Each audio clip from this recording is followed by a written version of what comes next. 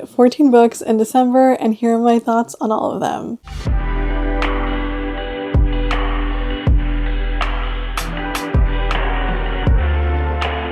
Hello everyone, we're here with the last reading wrap-up of 2025. Yes, I know this is being posted in 2026. I was out of town for basically all of the holidays and had no time to film until I was back home and settled in. But here we are, so you're going to be getting a couple of videos from me over the next couple of weeks in 2026, all talking about the books that I read in 2025, but that's okay. As mentioned, I read 14 books in December, which was my lowest reading month. I read 4,451 pages and listened to only 88 hours. 57% of the books that I read this month were audiobooks, 29% were print copies, and 14% were digital copies. I read 21% of my books from Libby, another 21% from NetGalley, and then another 21% were like physical copies. 14% were directly sent to me through like BookBub or some sort, and then 7% were read on Google Play, Libro FM, and Audible. The first audiobook that I listened to this month was We Who Will Die by Stasia Stark. This is the romantasy set in this Roman-inspired world with vampires and gladiators. Our main character is Arvel. She lives in this life of poverty. She has two younger brothers and one of them is like really sick.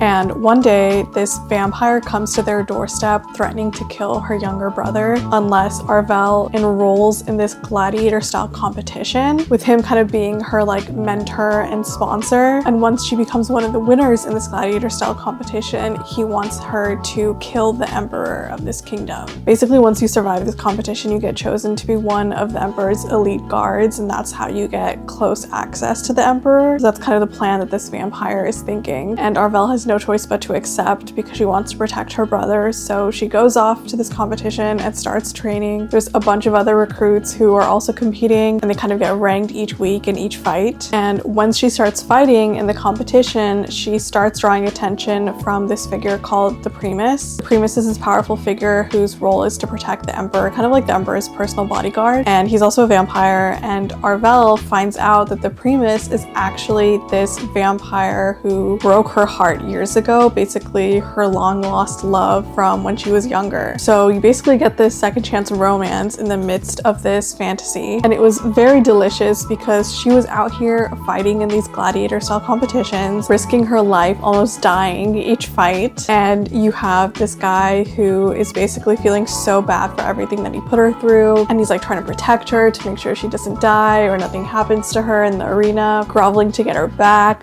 It was so good. Clearly had a lot of fun with this. I actually met Stasia Stark at a Polycon last April, and I remember when I first got this book, I wasn't really sure what to expect, but the moment that I heard that it has a second chance romance, I immediately was sold. And as mentioned, I listened to the audiobook of this, and even though I really did enjoy the audiobook, I feel like I'd recommend reading the print copy because a lot of the romance is told through flashback scenes and then scenes in the present day. And the flashback scenes in the print copy are italicized, so you know like if you're reading a scene that's a flashback, but in the audiobook there's no indicator, so a lot of times I'd be confused about if the scene that I was listening to was set in the present or in the past. But otherwise, again, this was very fun. I will definitely be reading the sequel. This is probably one of my favorite fantasies of the year. Another audiobook I listened to this month was The Love Audit by Lucy Eden. This is a workplace and childhood frenemies to lovers and fake marriage romance. Our two main characters are Derek and Jasmine, and they're both kind of competing to get ownership of this project. It's kind of like a hospitality project where the two of them are sent to this small town called Miller's Cove and are basically scouting out the town to see if it has any opportunity to become a tourist destination. The two of them are coming from different companies that are like merging, or one of them is acquiring the other, I forget, but each person basically wants their proposal to be the one that's picked. And so to get kind of close to the town and see what it's all about, the two of them pretend to be this newlywed couple, and that's how they start, you know, talking to all the townspeople, learning what the town's about, the history behind it and everything. And as they spend more and more time in the town and with its people, they start falling in love with the place and are kind of put off by the idea of turning it into this commercialized destination. I find that Lucy Eden writes really earnest romances, and they're very underrated. I really think if you like books by people like Sarah Adams or B.K. Borison, you'll definitely like Lucy Eden's books as well. I felt the same when I read her previous book, Love and Bloom. Both that book and this book talk about the charm of small town romances and finding the connection with people that you didn't expect to find a connection with. I think it's a common theme in a lot of books by these these other like bigger white authors, and I wish that Lucy Eden's books would get the same type of attention. Also, if you listen to the audiobooks, Wesley Chabon narrates both for audiobooks. She's the same narrator who did the Legendborn series and the Skyland series by Kennedy Ryan. I really love her work, and if you do too, you'll probably enjoy these. Another audiobook that I listened to this month was Tender Cruelty by Katie Robert. This is the 9th installment in the Dark Olympus series. I feel like it's hard to talk about this book without talking about the 8 books that come before it, but if you haven't heard of the series, it's basically a darker, modern-day, contemporary retelling of all of the Greek gods. This book, Tender Cruelty, follows Hera and Zeus in particular, and it's sort of like a marriage in crisis and hate to lovers romance. I feel like this book is a strong contender for a book that actually does hate to lovers really well. Like, even in the last chapter, I wasn't really sure if Hera was about to kill Zeus or not. That's how strong her hatred felt for him. The villain in this book is also someone who I didn't really expect the villain to be, so that was kind of interesting to read. I don't want to spoil who it is. I do think that the politics of the series is kind of dragging on a bit. I mean, we're like 9 books in, it gets to a point, you know? I want to say that the next book is the finale. I could be wrong, but regardless, I really feel like we need to wrap things up. This book ends in a cliffhanger, and it's kind of like set up in a way that it feels like the 10th book is going to be this like big finale. So I don't know, again, I could be wrong, but yeah, I feel like you can't read the books in this series without reading them in order. They all kind of like lead to each other. I've been tuning into the series like every now and then. There definitely have been a couple books that I've skipped in the series, but I feel like I've still generally understood like what was going on in the overarching plot, which again kind of tells you how much it's being dragged out. But they're still fun books. I've enjoyed all of the ones that I've read so far, and we'll see if I tune in to the next book. The next book that I picked up this month was A Vow in Vengeance. I actually won this book in a giveaway at Steamy LitCon. I wasn't expecting it at all. I wasn't even expecting to pick it up. And then shortly after getting the ARC, I attended a panel where the author was talking about her book, and I found out that she's Puerto Rican, that she'd written a brown FMC, that it was a romantasy inspired by like tarot card magic. And then I was like, you know what, this actually sounds really interesting. And then I went to her table at Steamy LitCon to get the sign, and I talked to her a little bit about what the book is about. And it just sounded like really interesting and not something that I would expect from Zando. But now that I think about it, I've enjoyed a lot of Zando's books lately, like Bryn Weaver's books, Natasha Bishop's books, Autumn Wood's books. Like, they've really published some bangers, and so I was like, you know what, I'm gonna read this and see what it's all about. And I am so glad that I did. This was probably, again, one of my top romantasies of the year. The creatures in this book are all like druids and elves and things like that. Our main character is a human who is trying to find her family because they've all kind of been torn apart from her. So she travels over this wall that separates the humans and then immortal creatures like druids and stuff to get chosen to become an immortal, to go into their world and kind of like figure out where her family is located. And in one of the opening scenes, there's this like really harrowing scene depicting forced assimilation, like literally physically forced assimilation. I talked about this briefly on my Bookstagram, but I feel like there aren't a lot of romantasies that deal with creatures like fae and druids and elves. Talk about this physical forced assimilation and the trauma and effects that it has on you. I feel like you could definitely see the parallels between what was happening in this book and what has happened to so many indigenous peoples throughout centuries. So as difficult as the scene was to read, I appreciate the author for really not shying away from it. The rest of the book follows your typical like magic school romantasy, where our main character has to go to this academy where they teach her and her other peers how to use the like immortal tarot card magic. Her card, of course, reveals to be like one of the most powerful tarot cards out there, and the only other person who is studying this specific magic is Prince Draven, who is the son of the king of this kingdom. At first she's like, oh, this is my enemy, like I'm not going to talk to him. She finds out that they have a little bit more in common, especially regarding their hatred for the immortals than she thought. So the two of them kind of start working together. The romance is kind of like your typical romance in a romantasy as well. If anything, I enjoyed a lot of their discussions about bonding over this hatred for the immortals. And there's also a found family aspect as well that really got to me in the end, because there are some devastating moments towards the last third of this book. Yeah, definitely enjoyed this one. It comes out this month in January. Definitely put it on your radar. I'm really excited to pick up the sequel, even though it's probably not going to come out until a year from now. But yeah, highly recommend for anyone looking out for a fantasy written by a Latina author. The next audiobook I listened to is Branded by Fire by Nalini Singh, and this is the 6th book in the Side Changeling series. This book is between Mercy and Riley, and is the first book in the series between a leopard changeling and a wolf changeling. What I loved about this book is that both Mercy and Riley are like dominant creatures or dominant changelings. I'm not sure about the exact terminology, but typically in a mating pair in this universe, you have one half of the pair that's a little bit more submissive than the other. But Mercy here is a dominant female, and she really does not back off or stand down when people tell her to be a more submissive woman. I really love that she like stood her ground throughout the entire book. She's super stubborn and opinionated and does not take anyone's shit. So I love her for that. She's probably my favorite FMC aside from Sasha leading up to this point. So yeah, just like reading about a pair like that for the first time was super interesting. I loved how much they were like butting heads throughout the book. But again, like neither of them refused to back down from the other. So I'd say this one was also one of the top reads in the series so far for me. Another book I read this month was Home Runner, which I got the chance to beta read. I also beta read Fair Trade, which is the book that comes before this. And overall, I've loved all the books in this series. The first two books are Strikeout and Fair Trade, but they're all interconnected standalones. Overall, it's kind of like a baseball themed sports romance series, and it's written by a Latina author. It features Puerto Rican and Dominican rep in all of the books so far. But regardless, with every book that I read of Millie Perez's, I feel like her writing improves more and more, and that's been so nice to see. I'd also say that this is her spiciest book yet. This book in particular has a romance between the coach of the baseball team and then the general manager's sister. She was engaged to this politician who was like really abusive to her in the previous two books, and you kind of saw glimpses of that in the background. And then in the end of the last book, we really see Luke, the MMC here, be super upset that she's,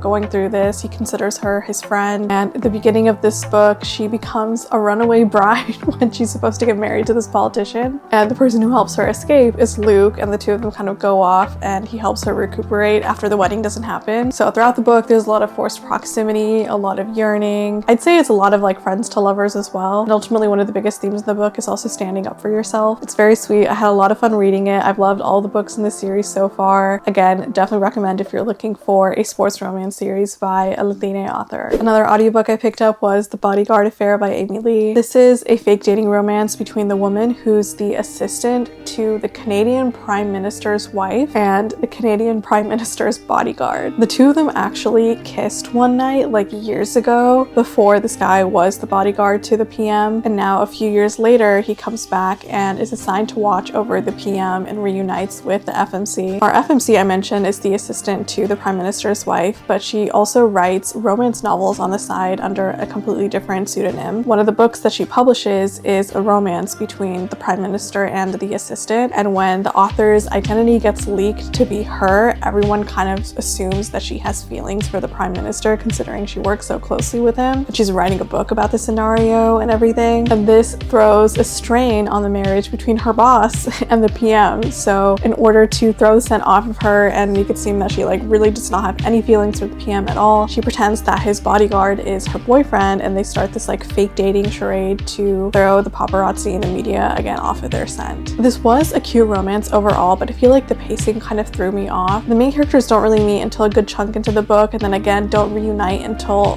much later, and so I feel like there was a lot of missed opportunity there to get the romance going. And then also once they do start fake dating, that like middle chunk started to drag out. There weren't a ton of memorable moments for me as they were fake dating, which was kind of disappointing. I feel like there was so much room to play with, like different dangerous scenarios and stuff like that, considering we're dealing with such high profile politicians, but it just kind of fell flat. I still think the premise is really interesting though, so if it does pique your interest, I would pick it up. Then I listened to another audiobook, The Flightless Birds of New Hope by Farnaz Rishi. This is kind of like a general adult literary fiction novel, but it follows three estranged siblings, the Shaw siblings, who reunite after their parents pass away. Now, their parents used to be really into like competitive bird showcasing. I'm sure there's a word for it that I'm forgetting, but they owned this pink cockatoo named Coco, who was their pride and joy, and she could do like different tricks and say different things, and they would take her around these like different competitions, and she would win all these awards and money, and they just became completely obsessed with this whole thing and with Coco. As the reader though, you can really tell that they loved Coco more than they loved their own children, and that had a really detrimental effect to all the Shaw siblings. After the funeral, there's a little incident and Coco ends up flying away from their home in New Jersey, and the Shaw siblings, even though, you know, they have their own issues with Coco and how their parents treated them versus Coco, they decide to go chase after Coco and track her down. They end up going on this like cross-country road trip to try to track down this bird, and on this road trip they start hashing out all of their unresolved feelings, conflict, trauma, and everything. It's a bit of an emotional journey. I enjoyed this a lot though. I think the humor was really well done, obviously all the emotional beats. It made me cry a lot, as I tend to do with all of Farah's books. I'd also say the audiobook narrator was so talented in this audiobook. There are a couple of chapters that are told in Coco's POV, like literally in the POV of a bird, and she does the voice of a cockatoo bird so well in the audiobook. It's kind of uncanny, but yeah, I had such a good time with the audiobook because of it. Like, she really put herself out there and like pretended to be a bird in the audiobook. I don't really know how else to describe it. So if you do pick this book up, definitely recommend listening to it on audio. The next book that I read was The Roommate Arrangement by Samantha Markham, which is one of my most anticipated releases of 2026. This is also coming out this month in January, so definitely pick it up if you haven't already. But this is a YA romance and a brother's best friend romance, where our main character is enrolling in this like summer program at a local college, and her housing situation falls through because she has really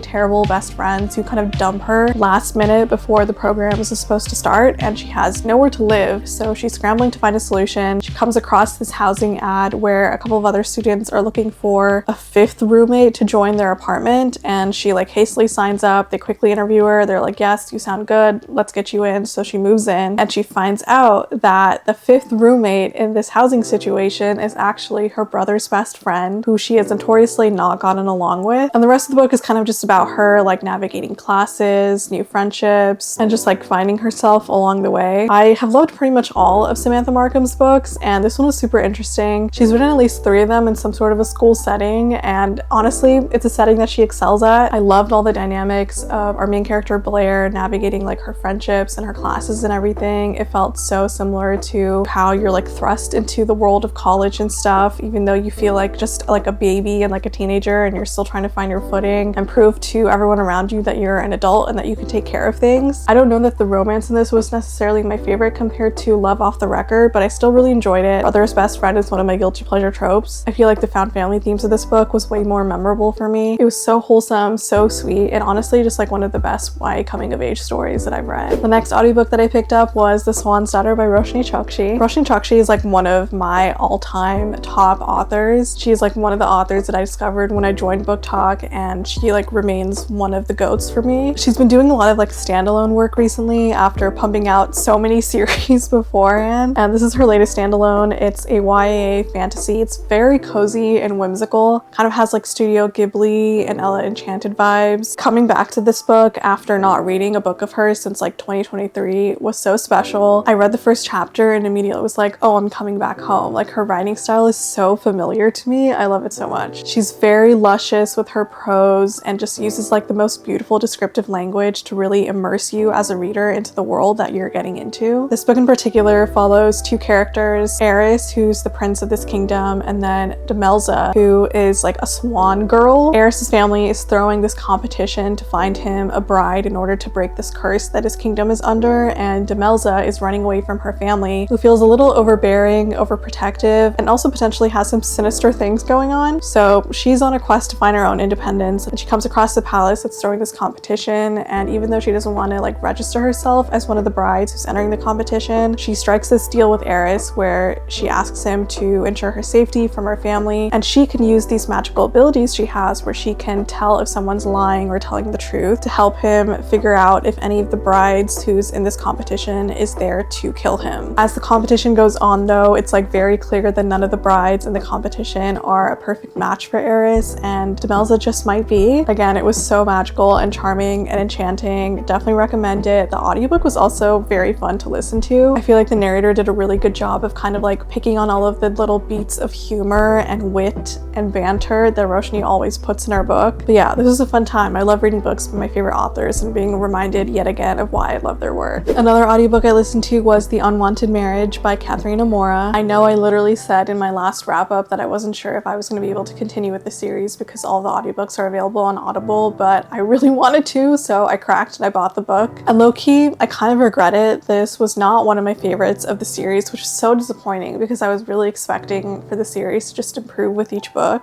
but I found the male main character in this book to be just like so awful. He was way too jealous for my taste, and I'm someone who really loves a jealous MMC, so that better be saying something. It was to the point where the MMC and the FMC had barely spoken. They like clearly did not have feelings for each other. They could not care less about each other. But then all of a sudden the MMC is like growling and being super possessive and like shoving her against a wall for like looking at another guy. And I'm like, you don't even have any right to be feeling that way because you really don't care about her. You don't. Like, you barely know this girl. Why are you feeling like this? And so that just felt like really out of place for me. I don't know. It worked better in the previous book, The Temporary Wife, because the two characters had known each other for a really long time, because that book is between like a boss and his assistant. But here they like really don't know each other. They don't talk to each other. They like really never have growing up. And so yeah, it just felt weird. I will be continuing the series though. I'm excited for the next one. We'll see how it is. Hopefully it is better than this one. My last physical book of the year was Love from the Cosmos. And this is actually a book written by a fellow mutual of mine. So that was really exciting. And obviously I knew them as like a fellow reader, but now they're also a writer, and it's very exciting. It's so cool to see like my mutuals work, obviously